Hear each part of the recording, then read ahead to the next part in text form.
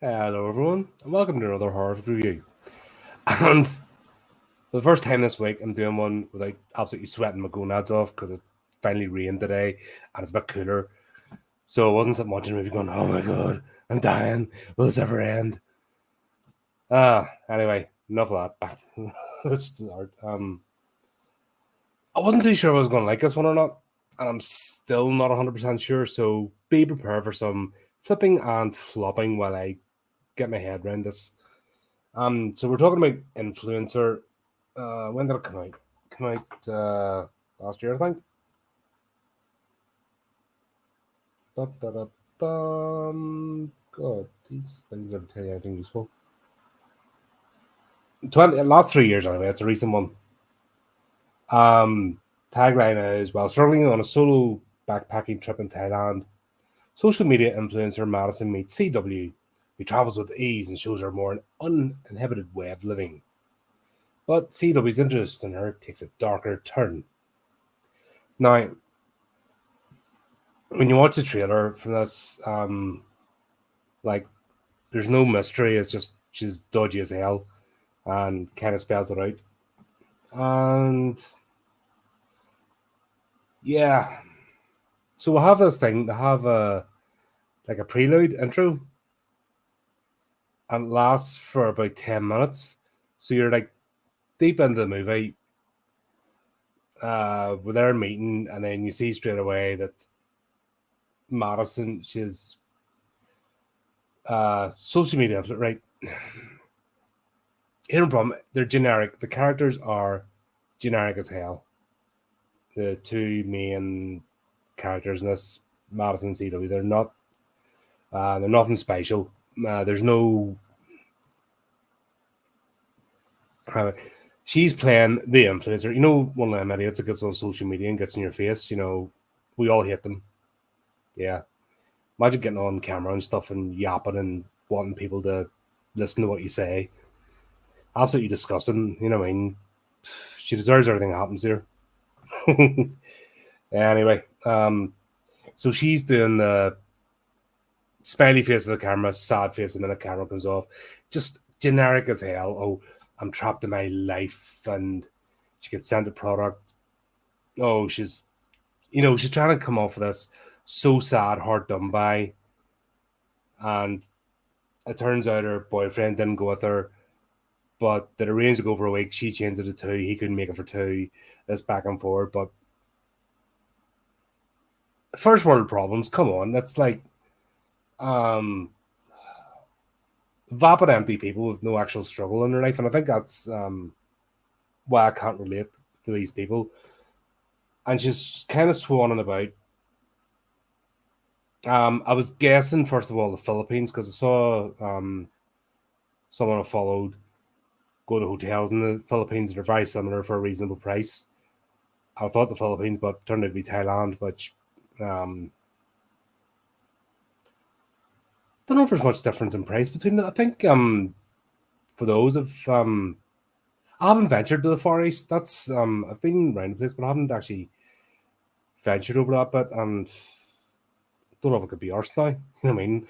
It's something I would have got on the system when I was in 20s, 30s, but now I'm like, yeah, no, it's nice from a distance, but could I be bothered doing that? But that's a segue. But it's I think what I'm trying to make is it looks unrealistic, but I'm familiar with the locales, if that sounds in people's reviews and stuff. So it's actually not too off the mark.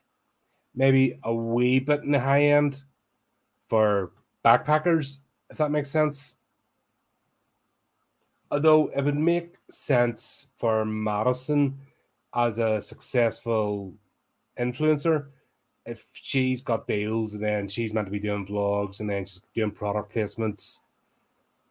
It might make sense that she's staying in like super swanky uh apartment mansion thing. But it's just that wee bit untangible. There's just a wee bit of untangibility about it. And plus, likes of Thailand that are very populous places, yet this is practically deserted. You know, in the towns where they're traveling is all deserted. I know they're doing it for atmosphere, but it gives an unrealism to it. if that makes sense. Don't know how they pull that off. Do they rent a part and then say nobody come within certain hour? But even get into the towns where there's nightclubs and stuff, it's very I think that's the thing, very staged.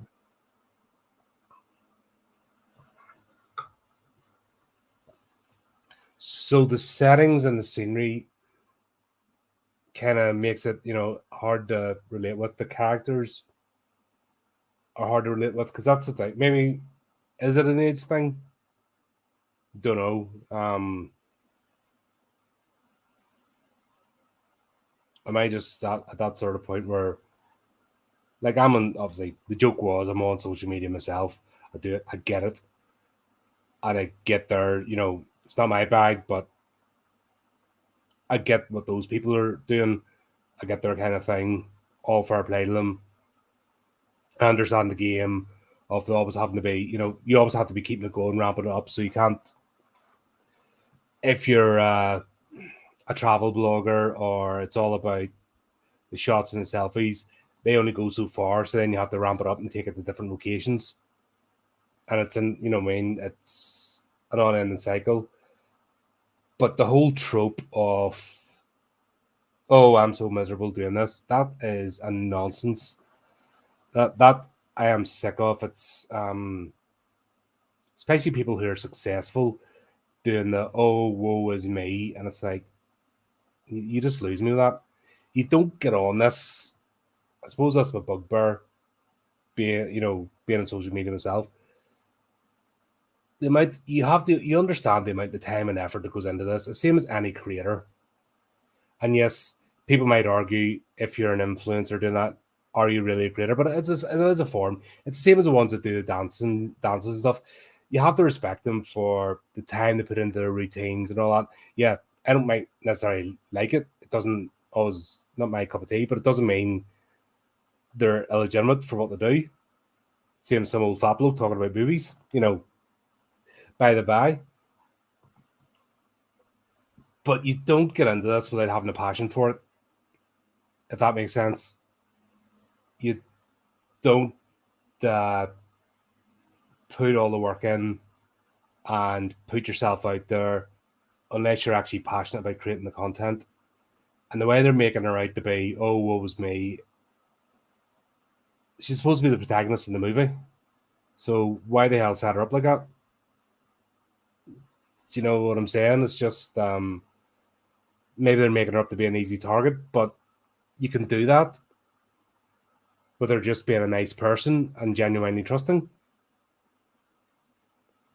and make the antagonist CW. But see her being conniving and stuff, but you don't get that. You know what I mean? She's just kind of walking through her lines. She's not. You're not getting villain from her. It's just kind of, if the script wasn't beating you over the head with it. Yeah, I think we know where we're going with this review.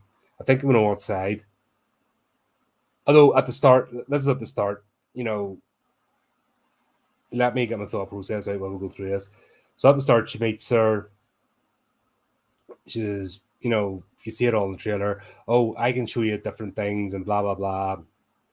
And then when notice that CW is like messing with her, broke into her apartment, got her passport stolen, all that kind of stuff. That's, you could see it coming a mile away. There's no real spoilers with this movie, if that makes sense. It really is paint by numbers. And then we get up to the bit in the island, and we see with the, it's all there in the trailer and the posters and stuff. That's the main focus. However, what she does is she doesn't kill her there and bury her. She leaves her, as the idea to basically fend for herself and pass away, dehydrate and starve to death over a couple of days. That's the kind of plan. This is where, so this is the intro, if that makes sense. Then we'll cut the credits and we'll go through actually into the movie itself. So really set it up quite long for that. This is where it could have been interesting, but it kind of doubles back on itself and becomes a wee bit of a convoluted mess. We'll see CW then, and what she does effectively is she takes over Madison's social media account, potentials her for a bit, and posts, makes video using deep fake, a version of deep fake and all that, and posing over herself to make it look as if she's still, still around, and then decides I'm taking a break for a minute. And that's fair enough. Then we see her lining up, this has been going on for a couple of weeks. She's living a lifestyle, she's taking out her money, almost living vicariously through her, which is her kind of trope as a, serial killer. That's, once again, that was all right. So we're trying to figure out, okay, where's this going? She's done that. Then we meet Jessica. She lines up basically her next victim and starts, stalking her. As that's, another social media influencer. Jessica's a bit more older and seasoned than Madison, a bit more established. So it was actually more tricky for her to get an inroad. However, the way the script did it, I mean, she fails once and then just succeeds the next time. And sorry, I've got my chinos. I apologize. Lovely things to be doing on camera. Professional as always. Yeah, just paint by numbers.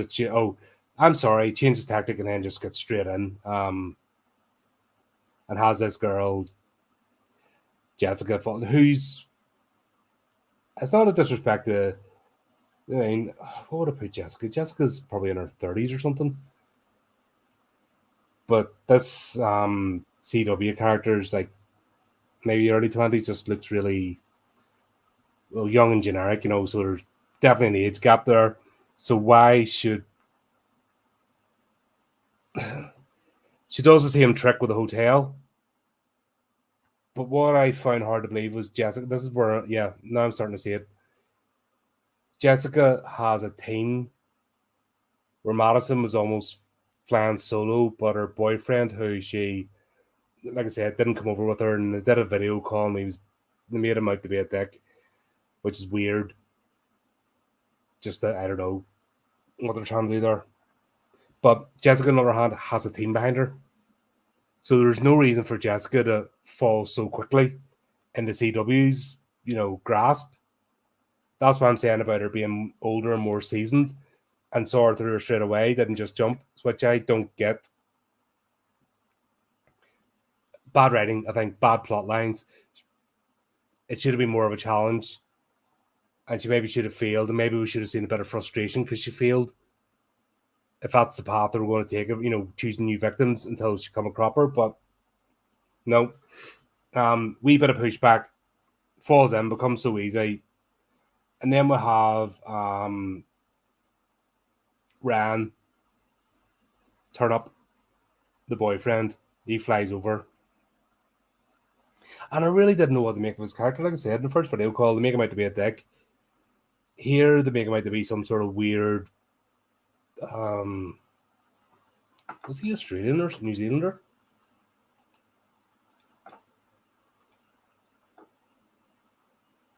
Oh, he's English? All right, okay. So he's putting on a weird pseudo-Australian accent. But, I think generic Hollywood, non-American accent, let's just say.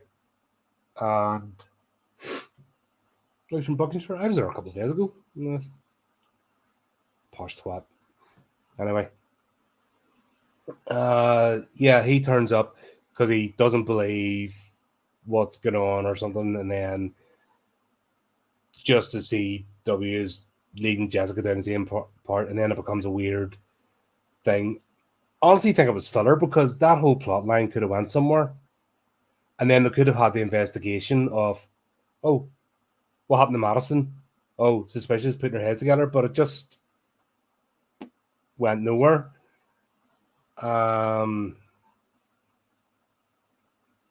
Yeah, I don't get, see though, she's creepy, like she's busy, she may as well be carrying a banner over, I'm a weirdo chick, I'm serial killer, or at least stalker at the minimum. And they kind of play with it, but they're so casual about it. It's like, yeah, okay. Nobody calls the police. Nobody gets suspicious. They'll just, oh, have you seen such and such? Have you seen Madison? Have you seen her? No, no, no. And nobody gets anybody official involved. It's but we maybe couldn't afford the extra cast. There's only like what 6 people in us. So that goes on. They go up to the for hiking and stuff, and then they do some other stuff, and yeah, the plot kind of mumbles on a bit, and then they go out for a night out, but Jessica goes back to the house early, and then she's like, I'm leaving. CW doesn't take that. We get into a fight. She launches on her. That was very disappointing. It was like, nah.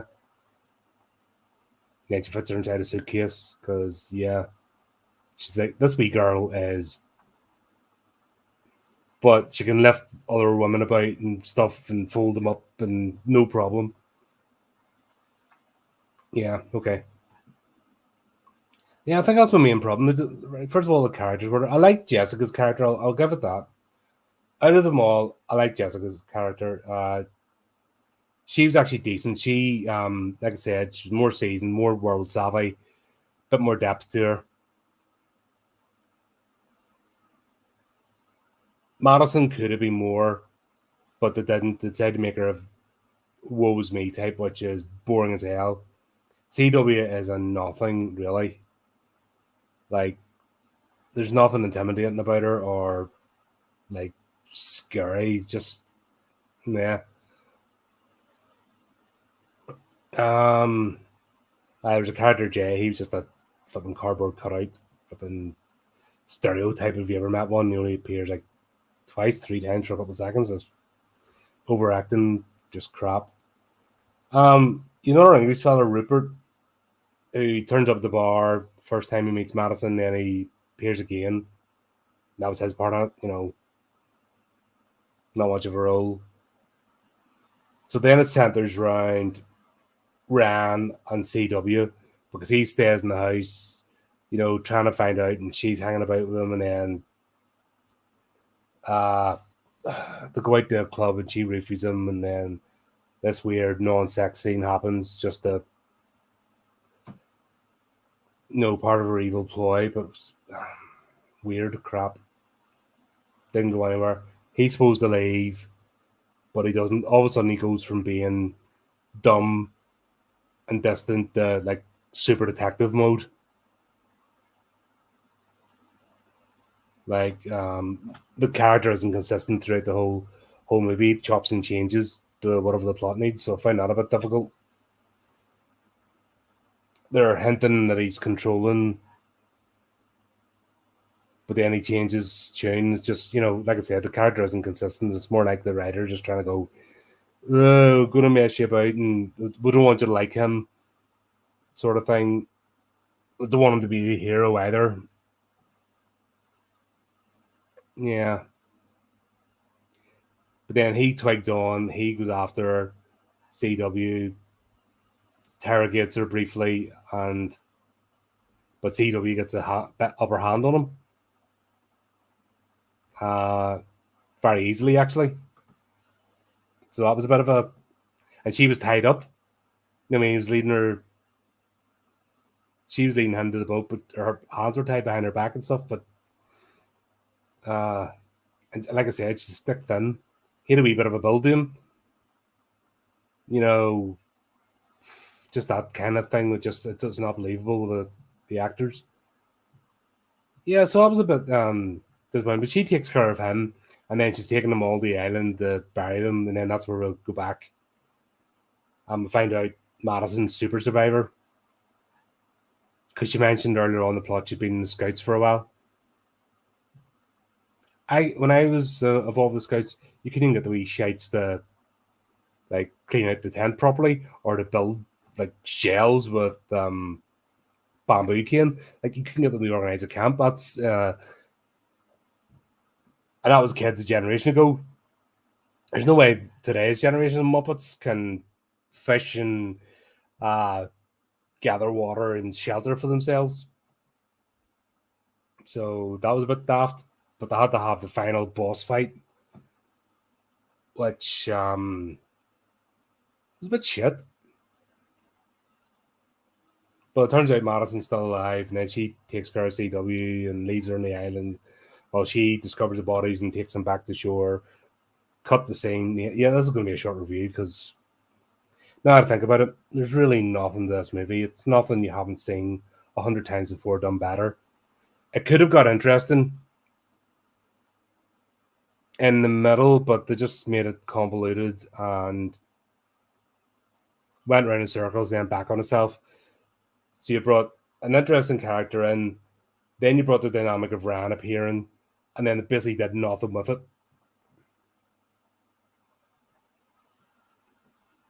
And they could have just had her run around the island chasing each other. Because that's where, that's where it started and that's where it ended. So all the stuff in between was just filler. Let's be honest. Yeah. So not great. Not a fantastic movie. I wouldn't say I hate it. It was just, it's one I'll have forgotten about it within a week. Or a couple of days I'll have forgotten about this. By the time I get to the next movie, this one will be forgotten. So it's not even so bad it's good. It's not even like bad, cringeworthy, give you a laugh. It's just bland and generic. Yeah, I think that's my problem with it. They were touching on an idea, but social media, killers, so to speak, that's been done now. That's even old hat. It's not even a fresh idea anymore. And was it Unfollowed? I need to watch that again. I think Unfollowed does that kind of thing better. This is just meh. Nice scenery shots, but honestly, any generic action movie or adventure movie does that. So once again, you're not seeing anything new or exciting or enticing. You don't get an idea of CW. The whole point of the serial killer is you get their backstory, you get their techniques, you get to see some of the madness. Because this is essentially a wooden plank, you don't get any of that. So her character was, like I said, nothing creepy or imposing. Everything you see in the trailer for this movie, you've seen it. You're not getting any surprises. I don't really know what else to say. I'm just I feel like I'm cheating you. I feel like I'm cheating you just doing like a 20-minute review. You'd obey it, everybody go on for about half an hour or so. But there's really nothing to talk about with this movie. It's just that. You go, oh, Chris is coming to save the day. You watched House, right? Yep, because we've got that scheduled. We're doing all four of them. Fantastic. You're going to love House 2. And then I'll apologize for the other two because, yeah. Actually, I don't think House 3 is it's like an unfunny version of Shocker. And then I think House 4 is the one. It just goes bonkers. I have to check them out again. It's obviously I plan to, but it's just been a while since I've watched House 1 and 2 dozens of times at least, easily, and I still laugh at them. 3 and 4 is there, kind of, okay. I suppose I'm trying this again. I think 3's the worst. I think 3's the worst out of a lot of them. I think they tried to go somewhere else with it, and yeah. But we will talk about that on a proper stream with lots of guests, because that's the whole point. We're getting a bunch of us on, and we're all just going to riff in these movies. So I'm just trying to talk about anything else now apart from this movie. So that kind of explains. If you don't know what I'm reviewing, I know people like grading and stuff and marks out of 10 or out of 5. That's not my thing. I think I'm not a very subtle person, so I think if I like a movie or not, I kind of explain it. And that's more the way I go with these reviews. It's like, just finished watching it. It's like you're talking to a bunch of mates. That's, that's the way we do it. this will not stay with me. You know, like sometimes on a reflection, you might go, "Oh, that was actually all right," or "Yeah, I'll not be watching this again." I would put on Killer Sofa quicker because that was daft. Did you get a laugh? The problem with this movie is trying to take itself seriously, and there's nothing to work with. Right, but there you go. I will stop yapping and keep us short because the movie doesn't need any more talk about.